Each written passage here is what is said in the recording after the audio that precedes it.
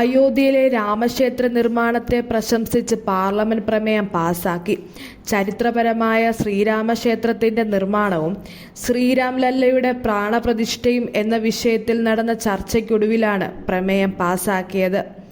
ലോകസഭയിൽ BJP MP Satyapal സിംഗാണ് പ്രമേയം അവതരിപ്പിച്ചത്. രാജ്യസഭയിൽ BJP MP ഡോക്ടർ സുധാംശു ത്രിവേദിയാണ് അവതരിപ്പിച്ചത്. CPM മുസ്ലിം ലീഗ് അംഗങ്ങൾ ഇറങ്ങിപ്പോയപ്പോൾ കോൺഗ്രസ് അംഗങ്ങൾ ചർച്ചയിൽ പങ്കെടുത്തു.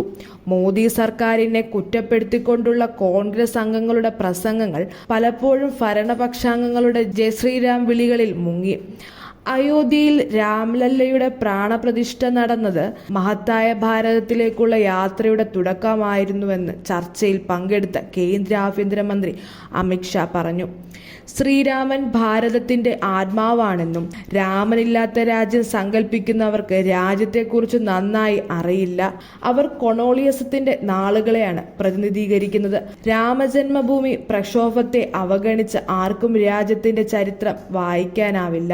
രാംലല്ല പ്രതിഷ്ഠ 1528 മുതലുള്ള നീണ്ട പ്രക്ഷോഭത്തിലും 1858 മുതലുള്ള നിയമ പോരാട്ടത്തിലും വിരാമമിട്ടു. 1528 മുതലുള്ള എല്ലാ തലമുറയും രാമജന്മഭൂമി പ്രക്ഷോഭത്തെ ഏതെങ്കിലും രൂപത്തിൽ കണ്ടിട്ടുണ്ട്. അയോധ്യയിൽ രാമക്ഷേത്രം എന്ന സ്വപ്നം സാക്ഷാത്കരിക്കപ്പെട്ടത് നരേന്ദ്രമോദിയുടെ ഭരണകാലത്താണ്. ജനുവരി 22 വരും വർഷങ്ങൾ ഒരു ചരിത്ര ദിനമായിരിക്കും. എല്ലാം രാമഭക്തന്മാരുടെയും പ്രതീക്ഷകളും അഭിലാഷങ്ങളും നിറവേറ്റിയ ദിവസമായിരുന്നു അത്. രാമജന്മഭൂമി സംബന്ധിച്ച് സുപ്രീം കോടതി വിധി ഭാരതത്തിന്റെ മതേതരത്തെയാണ് കാണിക്കുന്നത്. മറ്റെവിടെയും ഒരു ഭൂരിപക്ഷ സമുദായവും തങ്ങളുടെ വിശ്വാസത്തിനായി ഇത്രയും കാലം നിയമപരമായി പോരാടിയിട്ടില്ല. സുപ്രീം കോടതി വിധിക്ക് ശേഷം മാത്രമാണ് രാമക്ഷേത്ര പ്രതിഷ്ഠ നടത്തിയതെന്ന് ലോകമെമ്പാടുമുള്ള ജനാധിപത്യ മൂല്യത്തോടുള്ള ആദരവായി കാണും. രാമക്ഷേത്ര നിർമ്മാണം സമരത്തിൽ നിന്ന് ഭക്തിയിലേക്കുള്ള യാത്രയാണ്. ജയ ശ്രീരാം മുതൽ ജയ സിയാരാം വരെയുള്ള യാത്രയാണ്. രാമക്ഷേത്രം പണിയുമെന്ന് BJP പ്രകടന പത്രികയിൽ വാഗ്ദാനം നൽകിയപ്പോൾ തെരഞ്ഞെടുപ്പിൽ വിജയിക്കാനുള്ള തന്ത്രമായിരുന്നെന്ന് പ്രതിപക്ഷം പറഞ്ഞത്. രാമക്ഷേത്രം നിർമ്മിക്കാമെന്ന് 1986 മുതൽ BJP പറയുന്നുണ്ട്. അതിനുവേണ്ടിയാണ് BJP എന്നും നിലകൊണ്ടത്. ആർട്ടിക്കിൾ 370 മുത്തലാഖ് തുടങ്ങിയ വാഗ്ദാനങ്ങൾ നിറവേറ്റുമ്പോഴെല്ലാം പ്രതിപക്ഷം എതിർക്കുന്നു. BJPയും പ്രധാനമന്ത്രി നരേന്ദ്രമോദിയും പറയുന്നത് ചെയ്യുന്നു. രാമക്ഷേത്ര പ്രതിഷ്ഠാവേളയിൽ പ്രധാനമന്ത്രി സമൂഹത്തിലെ എല്ലാ വിഭാഗങ്ങളെയും ഒപ്പം കൂട്ടി. അയോധ്യ വിമാനത്താവളത്തിന് ശ്രീരാമന്റെ പേര് നൽകണമെന്ന് നിർദ്ദേശങ്ങൾ വന്നെങ്കിലും വാൽമീകി മഹർഷിയുടെ പേരാണ് നൽകിയത്.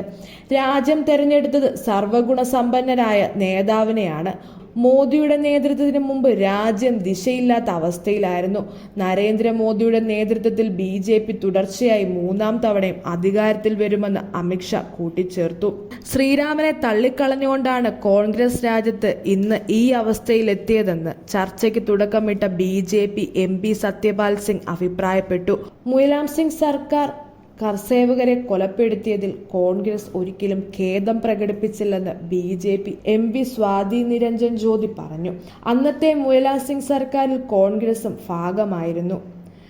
കർസേവകരെ വെടിവെച്ചു കൊന്നപ്പോൾ കോൺഗ്രസ് എവിടെയായിരുന്നുവെന്നും സ്വാതി നിരഞ്ജൻ ചോദിച്ചു.